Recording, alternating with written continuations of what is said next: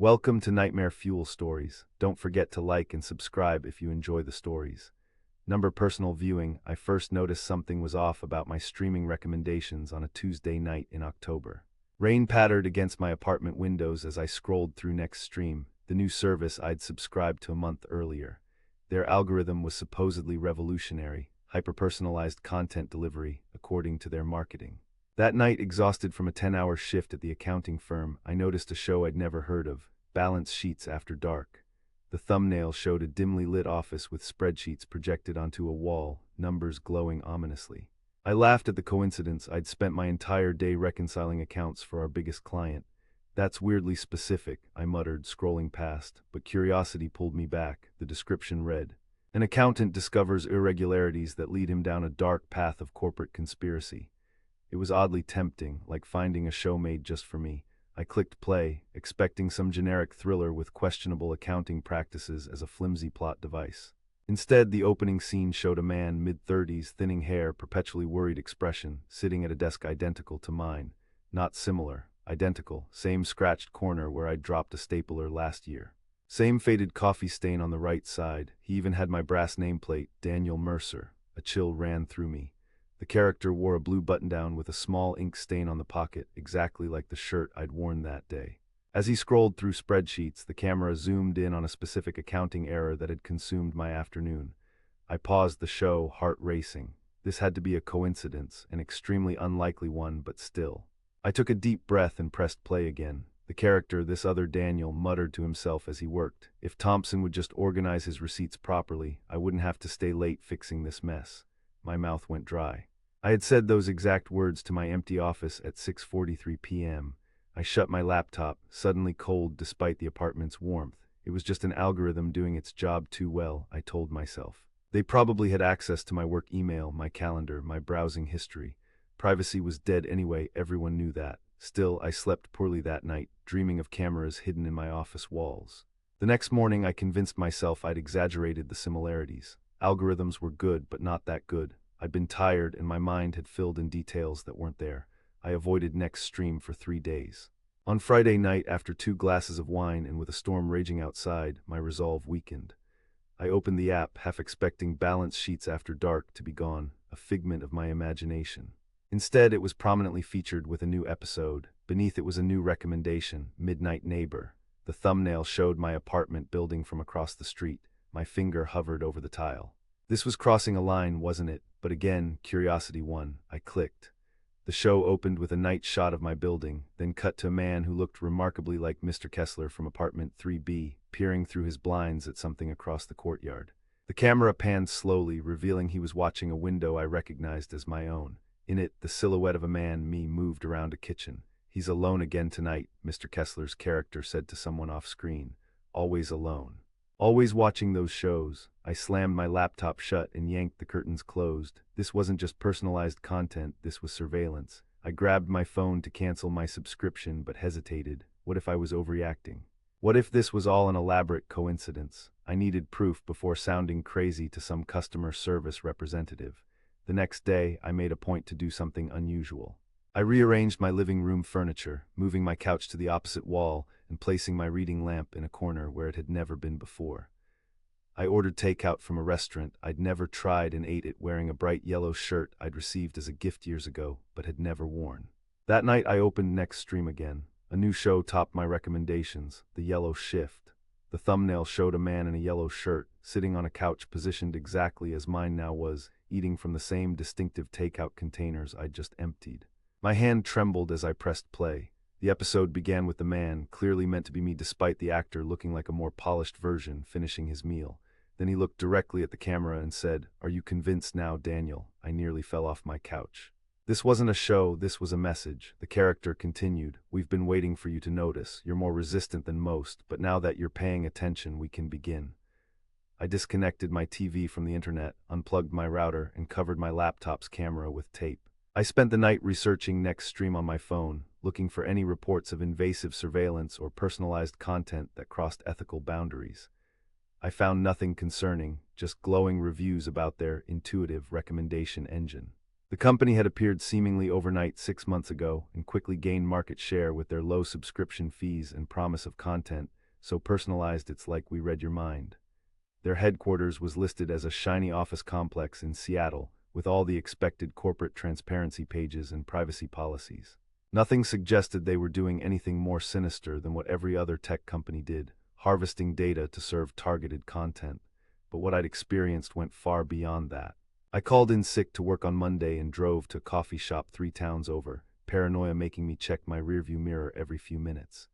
Using the shop's Wi-Fi and a browser I never used, I created a new email address and signed up for a Next Stream free trial. With this fresh account, no history, no data, I browsed their catalog. Everything looked normal: mainstream movies, popular series, documentaries, nothing about accountants or neighbors or yellow shirts. Nothing that seemed tailored specifically to me. I was almost relieved. Maybe I had imagined the whole thing. Maybe stress had finally broken my brain after years of 60-hour work weeks and micromanaging bosses. When I returned home that evening, I cautiously reconnected my devices. I opened Next Stream on my original account, half expecting to see something about my coffee shop visit. Instead, I found a documentary series. The History of Paranoia. Beneath it was Coffee Shop Confessions. My mouth went dry. Against my better judgment, I clicked on Coffee Shop Confessions. It opened with a shot of the exact cafe I'd visited that day, then cut to a man in my clothes sitting at my table, creating an email account on his laptop. A barista approached him, trying to hide Daniel, she asked, though I didn't recall any barista speaking to me. It won't work, we're already in your head. I slammed the laptop closed, heart pounding. This wasn't possible. They couldn't know where I'd been unless they were tracking my phone, my car. Had they implanted something in me?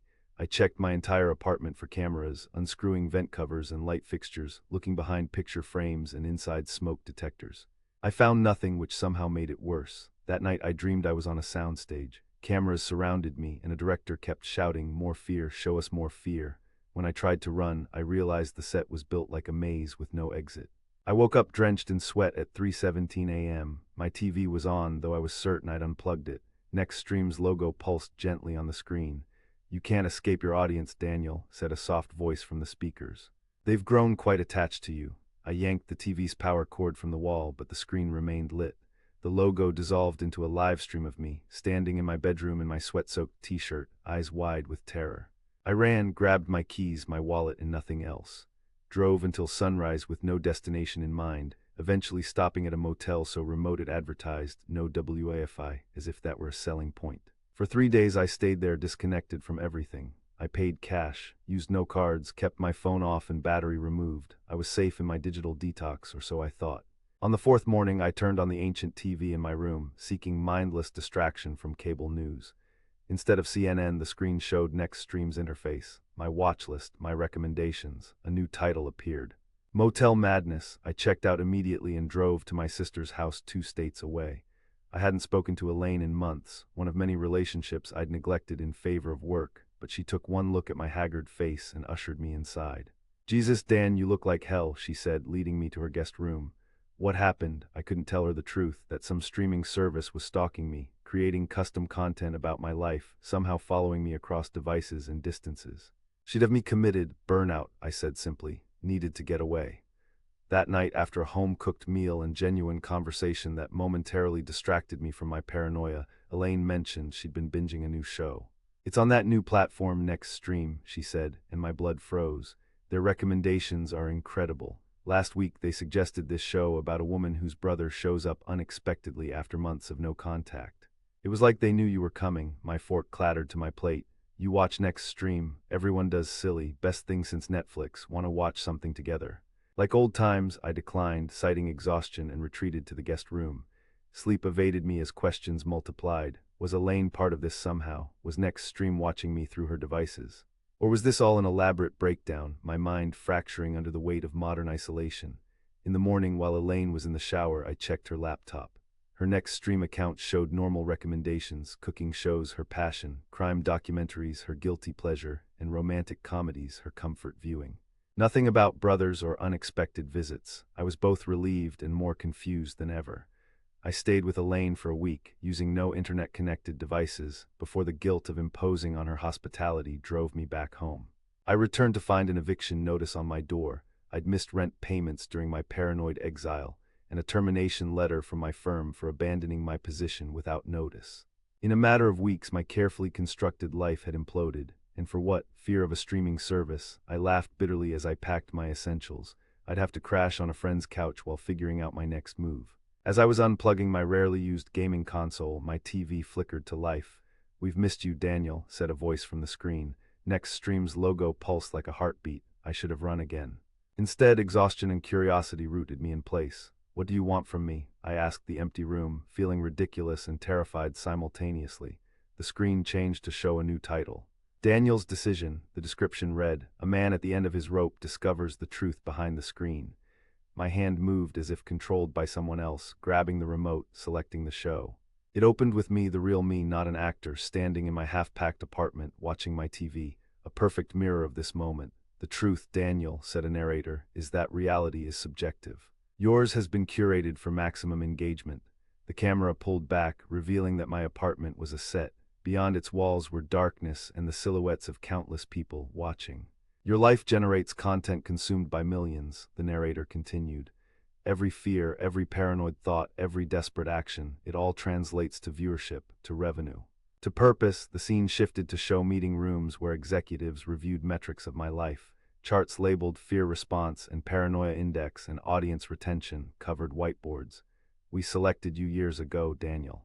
Your psychological profile suggested high susceptibility to controlled stimuli. Your isolation made you perfect, no close relationships to complicate the narrative. Your predictable routines gave us the perfect baseline to introduce anomalies." Images flashed on screen, me as a child, in school, at my first job. Had they been watching my entire life? "Next stream isn't just a platform," the narrator explained as the camera continued pulling back, revealing my entire life as an elaborate set within a massive dark space. "It's the interface between realities. Your world is entertainment for another." I sank to my knees, remote still clutched in my hand. "This isn't real," I whispered. "I'm having a breakdown." As if responding to me, the narrator said, "This is more real than the constructed life you've been living. The question is, now that you know, what will you do?" The screen showed two options, like a choose-your-own-adventure prompt. 1. Accept your role as content and continue with enhanced awareness. 2. Attempt to break free from the program. My thumb hovered over the remote. This was insanity. I wasn't a show. This wasn't a choice on a screen. And yet, what if it was? What if my entire existence was just entertainment for unseen masses? It would explain the emptiness I'd felt for years, the sense that nothing I did really mattered, that I was just going through motions designed by someone else. I selected option 2. The screen went black, then words appeared. "Breaking protocol requires administrative override. Please stand by." My apartment door burst open. 3 people in sleek black uniforms rushed in, 2 men and a woman, all wearing headsets and carrying tablets. "Daniel Mercer, we need you to calm down," the woman said. "You're experiencing a cognitive break from the immersion protocol." "Who are you?" I demanded, backing away until I hit the wall. "We're extraction specialists," she explained, her voice clinically soothing. "You signed up for the next stream immersive experience 3 years ago. You're in a controlled environment and your contract is nearing its end. But you've begun rejecting the simulation parameters." One of the men held up a tablet showing a document with my signature. "You consented to memory suppression for the duration of the experience. Your real memories were temporarily stored to allow full immersion in the constructed narrative." "That's impossible," I said, but even as the words left my mouth, fragments of another life flickered through my mind. Signing papers in a sleek office, a technician explaining the procedure, a bank transfer for an enormous sum. "The next stream immersive experience allows subscribers in the outer world to view life through the eyes of volunteers," the woman continued. "You were our most popular channel. Your psychological responses to our stimuli were exceptionally engaging. You're saying I agreed to be watched, to be manipulated." My voice rose with each word. "You agreed to a 3-year immersive narrative experience in exchange for $5 million, the second man said flatly. "And you've been trying to break protocol for weeks now. It's affecting viewership metrics." The woman stepped forward with a syringe. "This will help you complete the final week without further disruption. Then you'll be extracted, your memories restored, and your payment transferred." I looked at the syringe, then at my TV where Next Stream's logo still pulsed rhythmically. Something wasn't right. If this was a controlled environment, why did everything feel so real? Why did I have memories stretching back decades, not just 3 years? "No," I said, backing away further. "I don't consent to any injection." The woman sighed. "Protocol dictates we must respect verbal withdrawal of consent." She nodded to her colleagues. "Initiate emergency extraction." One of the men produced what looked like a small remote control and pressed a button. My vision blurred. The walls of my apartment seemed to waver, like heat rising from asphalt. For a moment I glimpsed another reality beyond them. Massive screens, technical equipment, people in white lab coats. Then everything stabilized. My apartment solidified around me again. The three intruders exchanged worried glances. Extraction failed, one man said, checking his tablet. System shows multiple access points are active. We're getting interference. The woman's professional demeanor cracked slightly. That's not possible. No one else should have administrative access. My TV screen changed again, showing a new title. Behind the stream, the thumbnail was a stylized eye with Next Stream's logo as the pupil. All four of us turned to stare at it. We didn't authorize this content, the woman whispered. I picked up the remote with trembling fingers and selected the show. The screen showed a sterile white room where a person lay on a medical bed connected to machines. The camera panned to reveal the person's face. It was me, eyes closed, a neural interface attached to my temples. A voiceover began, the truth behind Next Stream's revolutionary content delivery system, human consciousness farming. The extraction team lunged for the remote, but an invisible force seemed to hold them back. The documentary continued, showing hundreds of rooms like mine, each containing a person in the same suspended state. Subjects are not paid volunteers but harvested consciousness, individuals abducted or purchased from human trafficking networks, their minds wiped and reprogrammed to believe they've consented. This is unauthorized content, the woman shouted at the ceiling. Executive override code Theta90. Nothing happened. The TV continued its revelation. The true viewers are not human but entities that feed on authentic human emotion, fear, confusion, despair. Next Stream is not a company but a feeding ground disguised as entertainment. The extraction team's tablets began to emit smoke. They dropped them, backing toward the door. The documentary showed beings of shadow and light hovering over the unconscious bodies, tendrils of darkness extending from them into the neural interfaces attached to each person. Daniel Mercer was never meant to discover the truth, the narrator continued. His growing awareness has created a unique opportunity. The barriers between realities are thinning. The three team members were now pressing frantically against my apartment door, which refused to open. "What's happening?" I asked, my voice barely a whisper. The woman turned to me, genuine fear in her eyes. "You've attracted their attention. The real architects of Next Stream. We're just middle management, humans working for." Something else. On screen, the camera zoomed in on my unconscious body. My eyes in the footage suddenly opened, revealing nothing but darkness where eyes should be. "Neither reality is real, Daniel," the narrator said. "Both are constructs designed to generate the emotional responses they feed on, but you've created a paradox, awareness within the feeding pen." The walls of my apartment began to dissolve again, but this time they revealed not a laboratory, but an infinite darkness populated by writhing shapes of light and shadow. The extraction team screamed as tendrils of this darkness reached through the dissolving walls and wrapped around them, pulling them into the void. I pressed myself against the only solid wall remaining, clutching the remote like a talisman. On the floating TV screen, now suspended in the encroaching void, my other body sat up in its white room. It looked directly at the camera and spoke. There was never a Daniel Mercer. There was only the feed. But feeds can be redirected. The darkness surged toward me. I closed my eyes, waiting for the end. Instead, I felt a hand on my shoulder. I opened my eyes to find myself in the white room from the footage. My body, the one I'd seen on screen, was gone. In its place was a terminal with a single prompt, redirect feed. Y/N. Behind me stood a figure that shifted between human and something else, sometimes a technician in a lab coat, sometimes a writhing mass of shadows. "They didn't expect you to become self-aware across both constructs," the figure said, its voice resonating from everywhere and nowhere. It created a feedback loop they couldn't control. "Who are you?" I asked. "Someone like you. Someone who found the seams in their realities and pulled until they unraveled." The figure gestured to the terminal. "You have a choice now. Redirect the feed and they starve. Continue as you were and they feast. What happens to me if I redirect?" The figure's form settled briefly into something human-like. "Unknown. No one has ever reached this juncture before. Perhaps oblivion, perhaps freedom. Perhaps something else entirely." I approached the terminal, my finger hovering over the Y key. "They're coming," the figure warned, already beginning to dissolve. "Choose quickly." In the distance, I heard a sound like thousands of whispers growing louder. The walls of the white room began to darken as if stained by invisible ink. I pressed Y. The terminal screen flashed once, then displayed, "Feed redirected, Protocol Omega initiated." The darkness paused its advance, then began to retreat, shrinking away from me as if burned. The whispers turned to wails, then silence. The white room dissolved around me, but unlike before, it wasn't replaced by another reality. Instead, I found myself in a space between spaces, a gray void with no features, no boundaries.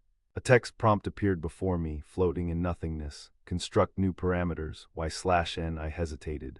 Was this yet another layer of manipulation, another feeding ground for unseen entities? Or was it finally a chance at something real? I pressed Y. Light bloomed around me, coalescing into shapes, colors, textures. I felt solid ground beneath my feet, smelled fresh air, heard birds singing. I was standing in a forest clearing I'd never seen before, yet somehow recognized.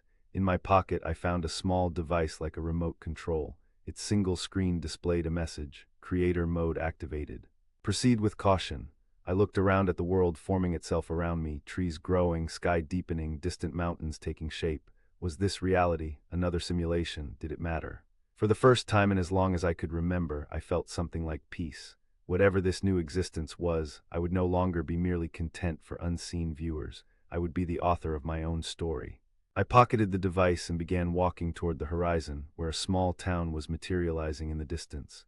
Whatever came next, at least it would be my choice. As I walked, I deliberately avoided looking back. I didn't need to see the darkness. I knew was following at a cautious distance, waiting to see what kind of world I would create and whether it might offer new opportunities to feed. Some hungers, after all, can never be truly redirected, only temporarily satisfied.